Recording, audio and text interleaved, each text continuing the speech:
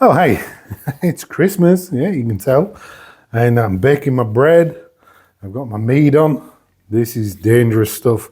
And again, as ever, it's all on a budget because I'm a tightwad. Merry Christmas. Oh, shit, yeah. That's good gear. So I thought today I'd actually do a video because I can't work outside. The weather's terrible and I've got no garage. So I thought I'd make a video, hey tricks, about what it's cost to actually run the car for the last 2 years. And so I've done a little bit of totting up. There you go, there's my paper to prove it. I've actually done sums and stuff. And I've worked out exactly what I've done to the car and how much it's cost.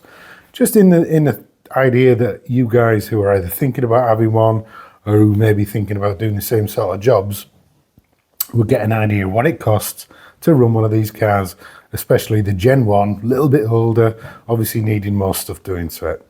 So here we go, starting at the top. I've done an oil and filter change twice, and altogether that's about 250 quid for the pair. The oil comes in about 100 quid, 110 quid. I use Molly Slip for mine, fully synthetic, 040 I think it is. And it was recommended for the vehicle. I know it's not Mobile 1, but I'm not paying 60 quid for 5 litres of oil. That's ridiculous. Hang on. Yeah, I am. Not quite. I'm actually paying about 45 quid for 5 litres. So the whole change comes in at a couple of litres of oil, just under. A couple of 5 litre tubs, I mean. Then I did the plugs and coils because she had a misfire and it wasn't running really well. And because I did this myself, and there's a video here that tells you how to do that, actually came in at about 540 quid for everything. And that's for the coils, for the plugs, and don't forget it's 12, this is W12. And you also need a inlet manifold gasket, which actually wasn't quite expensive as I thought it might be. It was about a tenner from Flying Spares, so big up to them. And a bit of time and some research. Well, if you watch my video, which was up there, you'll save a lot of time that I had to spend going different videos, finding out, exactly how to do it. I've put it all in one place for you. So if you're ever tempted to do that, if you want to know why mechanics charge you as much as they do, just have a look at that video and you'll get a good idea about that. Apologies if I'm not looking at the right camera here. I have just dispensed all of my mead. I make Christmas presents from mead, and there's a bit of overspill. And I don't like to see anything go to waste, so cheers, or skull. This year's is called the Allfather, in respect of Odin, Old One Eye, Grimnir. It's Vikings blood mead. And if you're interested, let me know and I'll make a video about how to make it, because it's remarkably simple and very, very tasty. Okay, getting back to the car. After I bought it, I did a wheel refurb. I've talked about that before in other videos. That cost me 850 quid.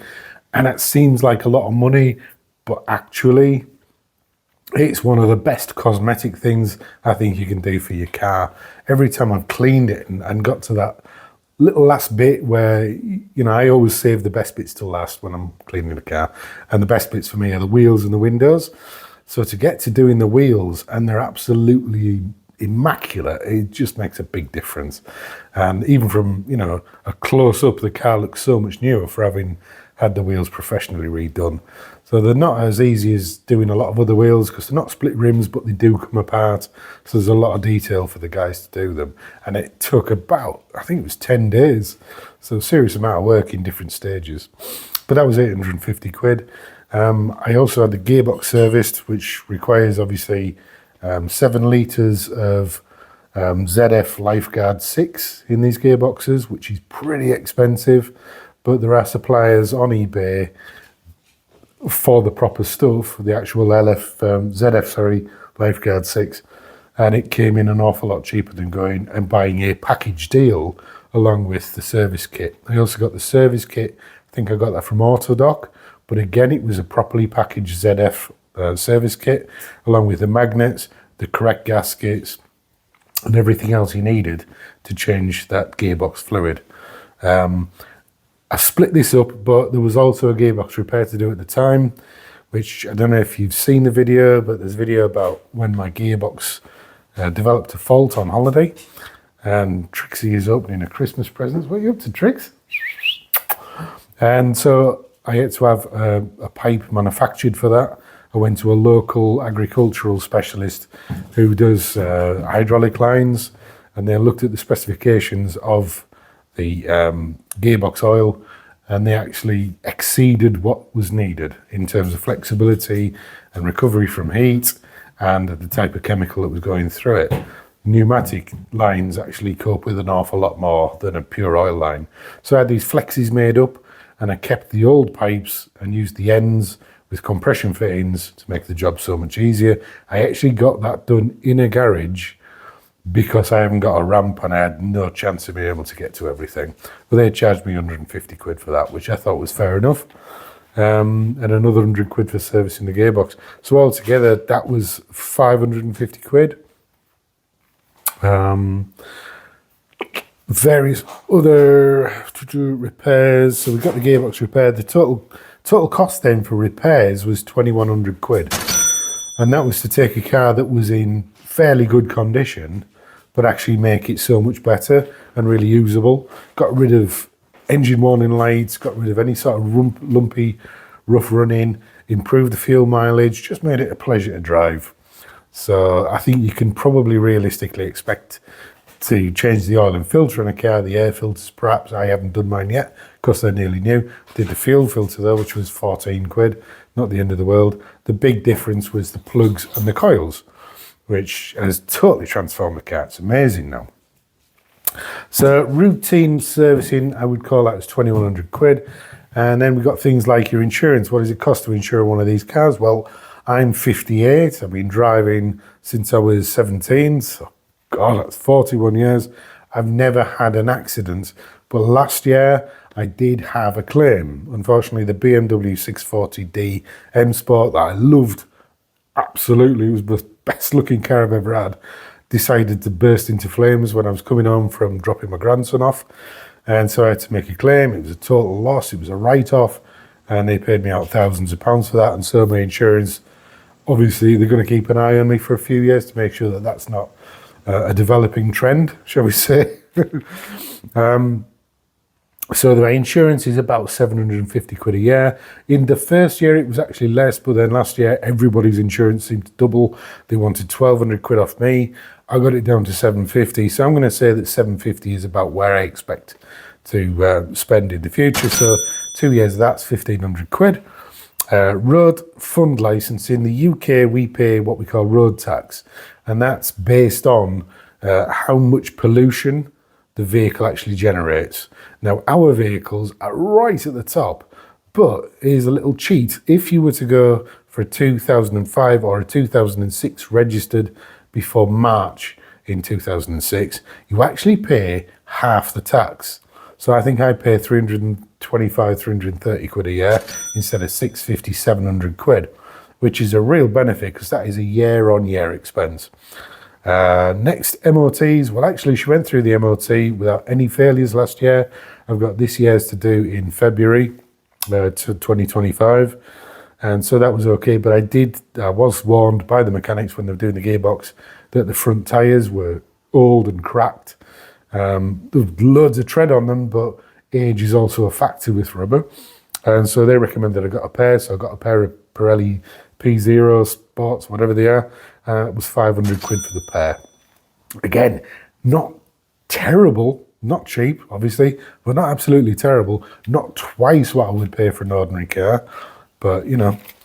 So that's 500 quid, valves, balance, and everything else. So the total for insurance, tax, MOT, and the tyres is 2,695 quid. Not too bad. And so other costs, fuel costs, I actually walk virtually everywhere. I live in Scarborough, not a massive town. Unless I'm going to go for the shopping or unless we're going to go out somewhere for a drive, I actually walk. So I will say that I don't do mileage like a lot of people do.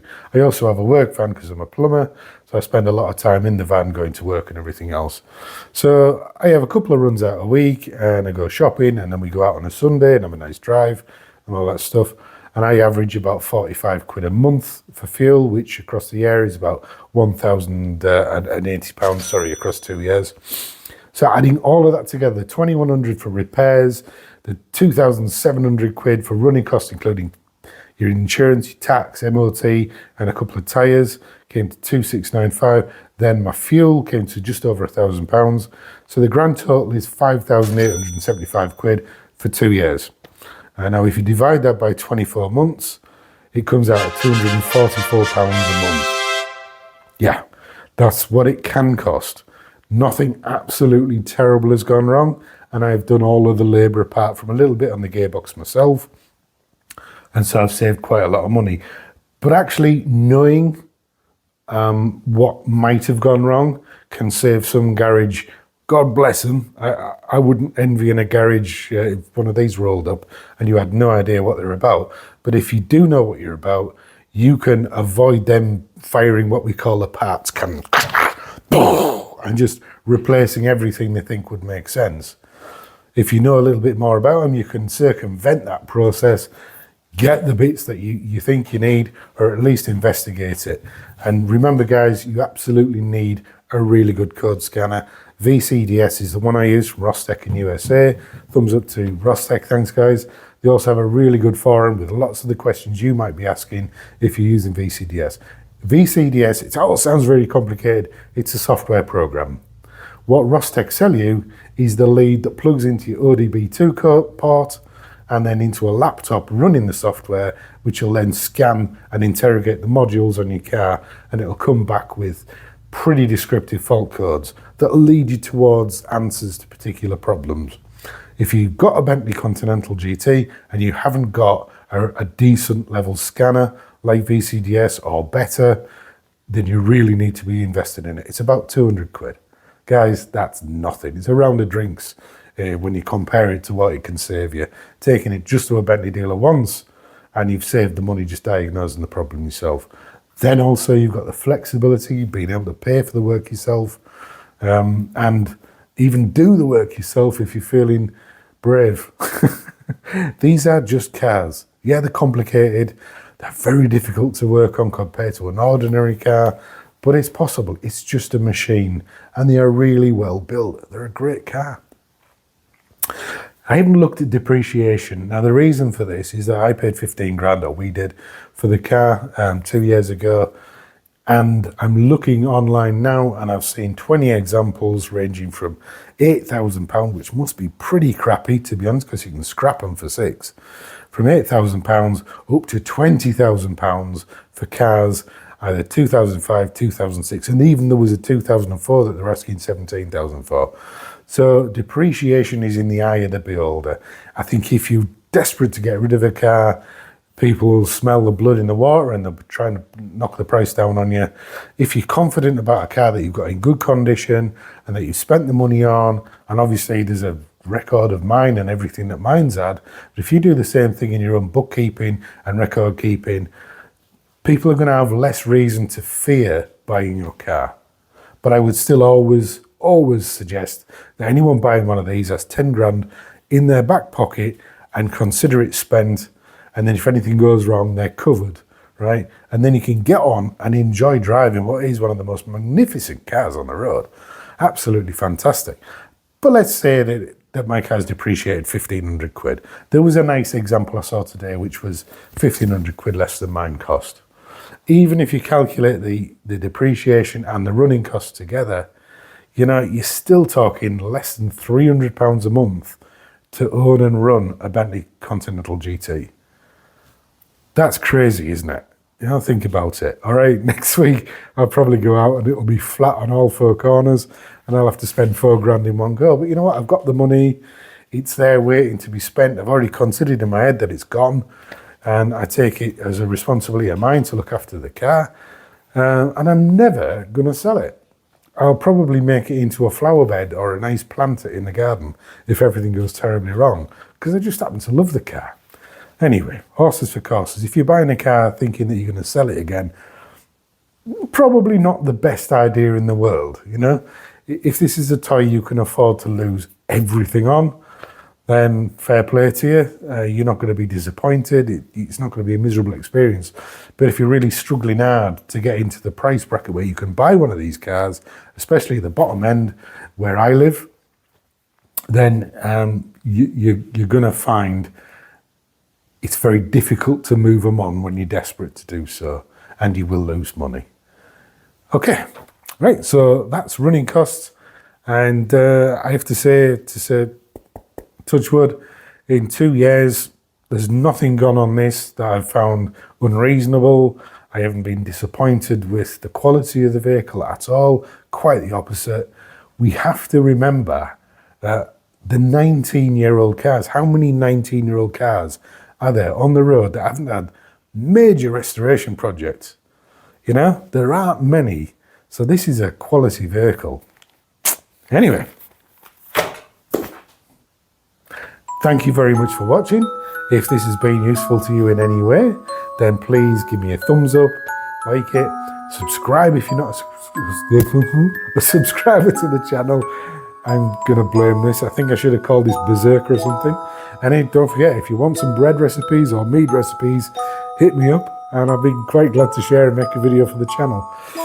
So this is Nige from Bentley on a Budget, wishing you a very Merry Christmas and all the best, and as ever, happy motoring. All the best.